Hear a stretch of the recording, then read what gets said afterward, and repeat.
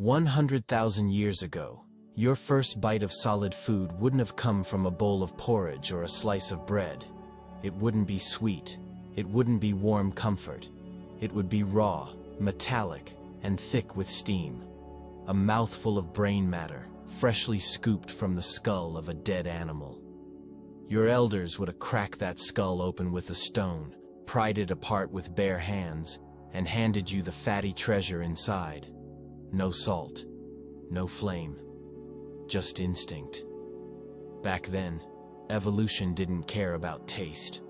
It cared about survival. The brain was nature's multivitamin, loaded with fats, omega-3s, and nutrients your infant body needed to build a nervous system, to fuel a growing mind. You wouldn't have spit it out in disgust. You would have swallowed it, warm and unchewed, the way every child in your tribe did. Because in the Ice Age, food wasn't pleasure, it was power. And the brain was the most powerful food of all. Forget the Hollywood hunt. Our ancestors didn't dine on roaring fires and fresh steaks under starlight. That's a myth. They ate what didn't flee, what lay still, what was already half digested by time and flies. The real Ice Age diet was about what you could scavenge, not what you could chase. It meant tugging sinew from a sun-bloated carcass, scooping maggots from a bloated gut, gnawing on liver gone soft and sour with age. They ate the fatty parts first, not because they were tender, but because they were dense with life-saving calories. There was no luxury of disgust. A meal was anything that didn't kill you, yet. The smell of rot didn't drive them away. It drew them in. Decay meant fat. Writhing meant protein. Insects, gristle, half-congealed blood. These weren't last resorts. They were staples. Daily fuel. In that world, survival had a taste. And it wasn't clean. We turn our noses up at it now. The smell, the slime, the bitter rot. But for your ancestors, these were the flavors of survival. The texture that makes your stomach churn today once meant your blood stayed warm through a freezing night. That sour, slick layer on aging fat, that was fuel. That tang of old marrow, gone slightly off, that was hope. The modern world has taught us to recoil from nature's rawness, to call it disgusting, unclean, inedible. But that's the great misunderstanding. Disgust is a luxury of the full-bellied. Your ancestors didn't have that luxury. They couldn't afford to be squeamish. The food that built our species didn't come in clean packaging. It dripped, it wriggled, it stank, and it saved lives. You are here not in spite of it, but because of it. Every cell in your body was forged by generations who learned to stomach what we now fear. Civilization gave you manners, evolution gave you instincts, and instinct never gagged at survival. Modern man sees insects as a dare, a stunt, a novelty at best, a nightmare at worst. But for early Homo sapiens and Neanderthals, bugs weren't plan B. They were the plan. Insects weren't a last resort. They were a reliable food source, everywhere, every season, and with no risk of injury. While larger prey ran, kicked, bit, and bled, insects simply waited. Beneath rotting logs, inside tree bark, crawling under rocks. No weapons needed, no teamwork, no fire, just reach, grab, eat. Beetles, termites, larvae. These weren't gross. They were gold. Tiny, squirming packages of protein, fat, and micronutrients your ancestors couldn't afford to pass up. And when winter came, and the mammoths vanished into snow, the bugs stayed. We look down on insect eating as a mark of poverty or desperation. But that's the lens of comfort talking. Back then, it was strategy. it was efficiency. And in a world where every calorie counted, the bug was the bounty. When ancient hunters brought down an animal, the meat wasn't the trophy. The muscle was heavy, slow to rot, hard to carry. But hidden inside the skull was something far more precious: the brain, a small fatty organ that packed more value per ounce than anything else on the body. This wasn't just food, it was fuel for the future. Loaded with omega-3 fatty acids, choline, saturated fat, and vitamin B12, the brain fed more than the belly. It fed the mind. These nutrients were the building blocks of intelligence, of memory, of focus, of higher thought. You didn't just eat brain to stay alive. You ate brain to become something more. And unlike muscle, the brain was resilient. Protected inside bone, it kept longer. You could crack the skull days after the kill and still find it edible. It didn't just nourish, it endured. This is why skulls were carried home when limbs were left behind. Not for ritual, not for pride, but because inside was power, and the mind that consumes mind evolves. We often talk about tools as the turning point in human evolution. But what if the truth lies deeper, in the very way we held the food that mattered most? Modern research reveals something astonishing. The act of cracking skulls to get to the brain didn't just feed us, it physically shaped us. Breaking through thick bone with stone tools wasn't easy. It demanded strength, precision, and control. Over thousands of generations, those repeated motions changed the human hand itself. Anthropologists now believe that the power grip, the thumb-to-finger hold that lets us swing hammers, wield weapons, and write our names, was refined not in the forge, but in the feast.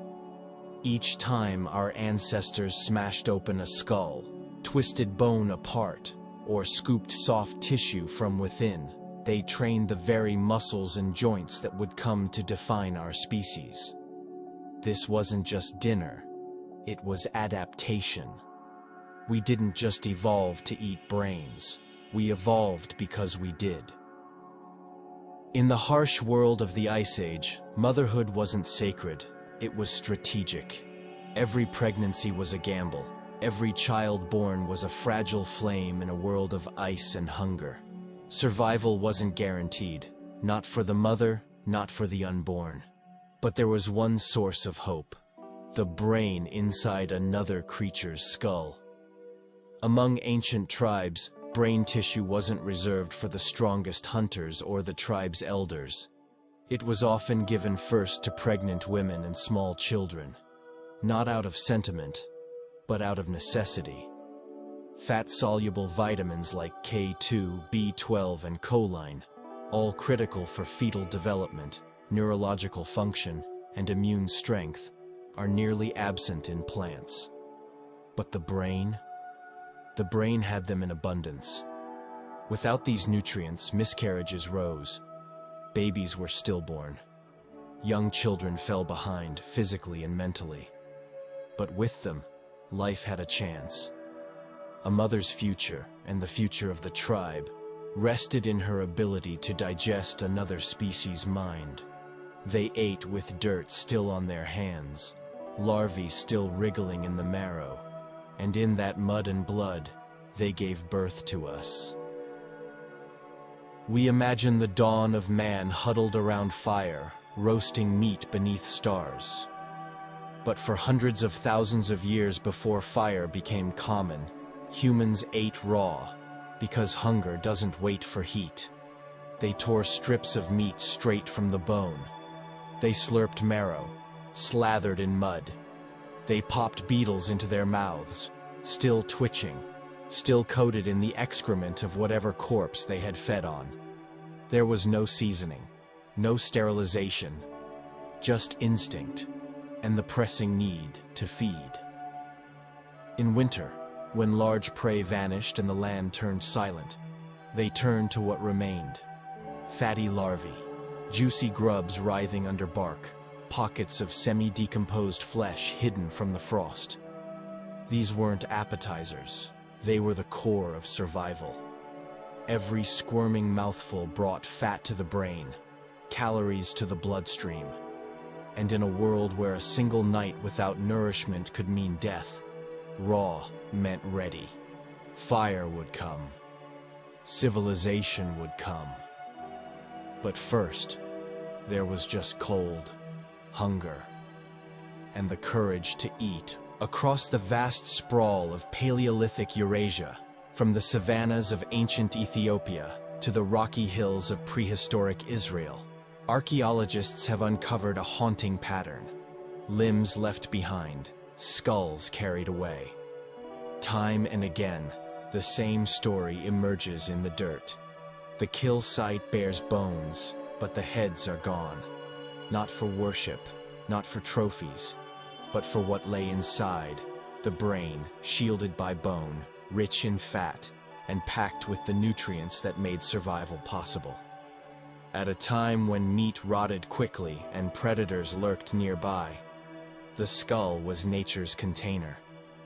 It kept the most valuable part of the animal safe, portable, and edible days after the rest had spoiled.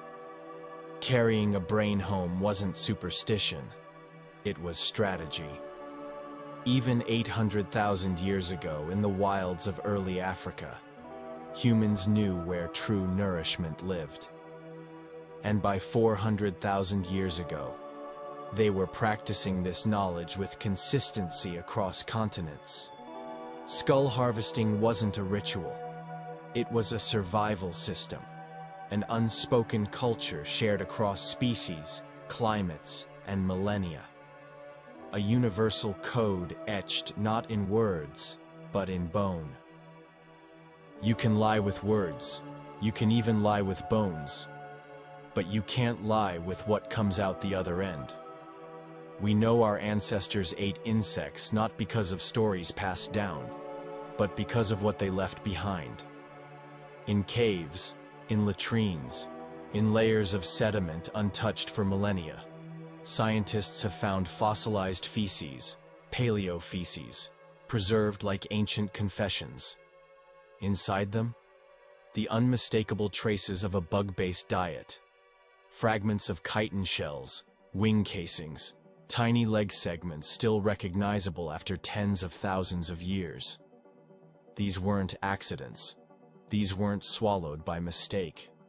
They were chewed, digested, consumed deliberately. And it doesn't stop with the gut. In the hardened dental plaque of humans who lived 30,000 years ago, researchers have discovered microscopic insect remains, locked in tartar like tiny fossils in amber. Even in death, their mouths told the truth. They ate what they had to eat. And thanks to their waste, we know it. Your mind, this miracle of memory, imagination, and calculation, wasn't forged in temples or libraries. It was built in the mud, by hands slick with blood, tearing through tissue to find what was warm, fatty, and alive. What nourished the brains of your ancestors wasn't grilled or garnished. It was raw, often rotting, crawling with bacteria and maggots. But within that grotesque feast was the fuel of cognition. Fat, cholesterol, omega-3s, choline. The very compounds your brain still demands today were once scavenged from the heads of dead animals and the bellies of beetles. They didn't eat for pleasure. They ate for capacity. To think, to plan, to remember. Without that grim diet, there would be no civilizations, no music, no language, no invention, no painters, no engineers, no storytellers, no one to wonder where we came from. You are not the product of clean eating. You are the descendant of those who survived by swallowing what others would scream at, and they did it not out of madness, but out of design. You are built from meat and maggots, And that's why you think. You flinch at rot, gag at slime, turn away from the crawl of a beetle or the drip of marrow. But that instinct to recoil is not ancient. It's recent. It's learned. A product of polished tables, fluorescent lights, and expiration dates. Evolution didn't flinch. It taught your ancestors to crave what we now fear. The wriggling, the raw, the bloody, the warm brain sliding from a shattered skull. They didn't eat these things because they were desperate. They ate them because they worked. Because that menu, brains, bugs, blood, and bone, was not disgusting. It was effective. And so they survived. And not just survived, they evolved. Each bite built better cognition. Each fatty insect, each bite of rancid fat, gave rise to longer memories, sharper reflexes, the slow miracle of consciousness. You are not a break from that lineage. You are its culmination. You are the final dish, the sum of all the ancient meals that came before, still walking, still thinking, still hungering for more than just food. So when you look back at what they ate, don't judge. Honor it. Because what you eat is not who you are. What they ate is why you exist. The ice remembers, and so do we. At Prehistoric Shadows, we believe evolution wasn't polished. It was primal. We weren't built by clean kitchens or balanced diets. We were forged by blood, bone, and instinct. The truth is uncomfortable. Civilization is recent. Survival is ancient. Our brains, our bodies, our very capacity for thought were shaped not by convenience, but by what we dared to consume. This channel isn't about glorifying the past. It's about confronting it, understanding it, and recognizing that deep within us still lives the cold, calculating survivor who once cracked skulls for warmth and swallowed grubs for wisdom. We're not just telling history. We're decoding the blueprint of who we are. If that story matters to you, stay curious, stay human, stay wild. Join us.